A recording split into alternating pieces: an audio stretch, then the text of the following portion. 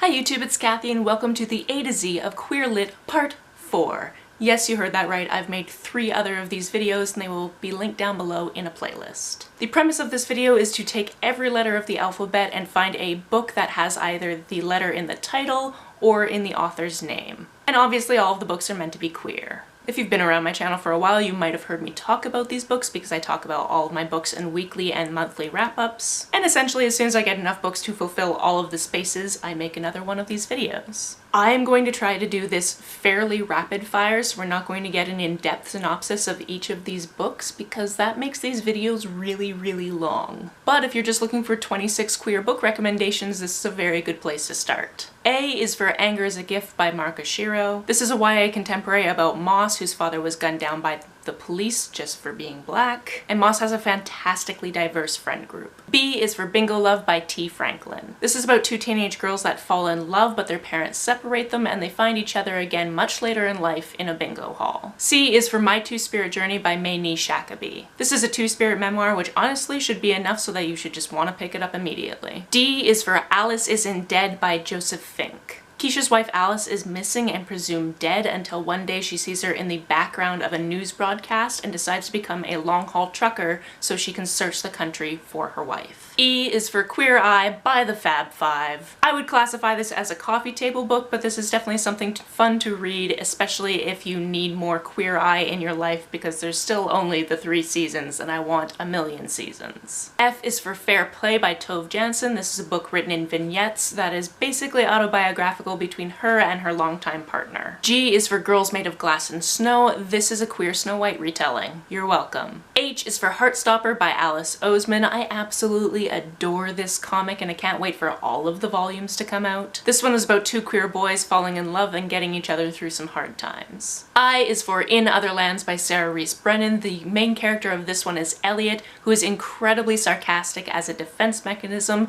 and it's a portal fantasy where he goes into this other world and starts training to be the strategy behind the border guards. This one flips gender roles right on their head and is just so delightful. J is for Jane Unlimited. This one is interesting in that it's kind of a choose your own adventure. You get to a certain point in the story where you can take one of 6 pathways and each of the 6 different pathways are completely different genres. K is for Rat Queens by Curtis J. Weeb. This is a fantasy graphic novel. It has D&D vibes of your party going out on a quest and finding out that somebody did you dirty and having to get back at them, and it's great. L is for Less by Andrew Sean Greer. This is about a man who finds out that the person that he's been in love with for a decade is marrying somebody else, so he takes himself on a trip basically around the world to talk about his novels so he can miss the wedding. M is for Moonstruck Volume 1. This is a delightful little piece of fluff that takes place in a fantastical world where these characters work in a coffee shop, but one is a centaur, one is a werewolf, they have different gender identities, and it's lovely. N is for Girls of Paper and Fire by Natasha Nagan. This one is another fantasy. I didn't realize how much fantasy was on this list until just now. Definite trigger warnings for sexual assault in this one, as the main character as well as a few other girls are taken from their homes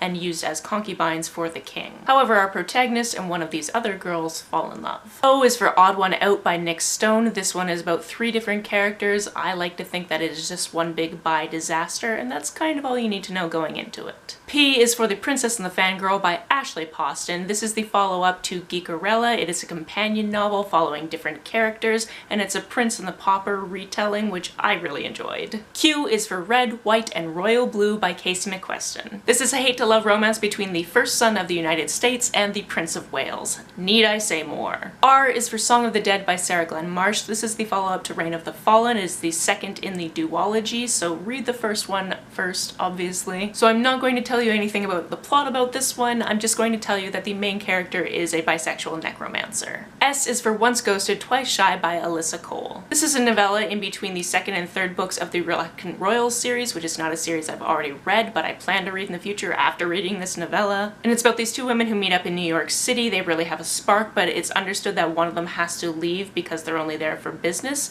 and the other breaks it off really abruptly. This is a second chance romance that was nice and steamy. T is for Fried Green Green Tomatoes at the Whistle Stop Cafe by Fanny Flagg. This book is about a lot of things, has a lot of characters, but at the center of it are two women that are raising a son together. U is for The House of Impossible Beauties by Joseph Quesada. This is historical fiction set in the 1980s about the drag scene of New York City. V is for Quicksilver by R.J. Anderson. This is also the second in a duology, so I can't tell you too much about it, besides the main character is Ace. W is for When the Moon Was Ours by Anna Marie McLemore. This is magical realism about a girl who can grow roses out of her wrists and her best friend who she is falling in love with who is trans. X is for Outlaw Marriages, The Hidden Histories of 15 Extraordinary Same-Sex Couples by Roger Straitmatter. I'm so pleased when I actually find a book that has X in it instead of using it as a free space. This is exactly what it says on the tin. It is nonfiction about 15 couples from American history that have lived together as though they were married, even though that wasn't legal at the time. Y is for Space Opera by Catherine M. Valente, which is just such an experience. Essentially, aliens realize that people on Earth might be able to explore the universe, so they reveal themselves, but to figure out if we are sentient and should continue our survival, they cast us into basically Eurovision, but in space. I think in my initial review of this, I described it as being like you're stuck in a vat of glitter, and as soon as you get to the surface, more glitter comes down on you, and it's not a terrible experience, but it's also very overwhelming. And Z is for Check Please by Nagazio Kazu. This is the cutest graphic novel. It stars Biddy, who is adorable, and he bakes and he vlogs, and I want him to be my friend. He used to be a figure skater, but now he's going to school and he's on the hockey team, and it's all about learning how to work on that team and also falling in love with the team captain. And there you have it, 26 recommendations of things you could potentially read in June for the Queer Lit Readathon. Or, you know, just any time. Like I said, I've done 3 other of these videos, so those will be linked down below. What I want from you is, do you have any suggestions of books I should pick up and read so that I can include them in part 5 of this series? Leave those down in the comments below. On the way down to the comments, if you hit that subscribe button, that would be very nice of you. You can like and share this as you see fit, and I will see you very soon. Bye!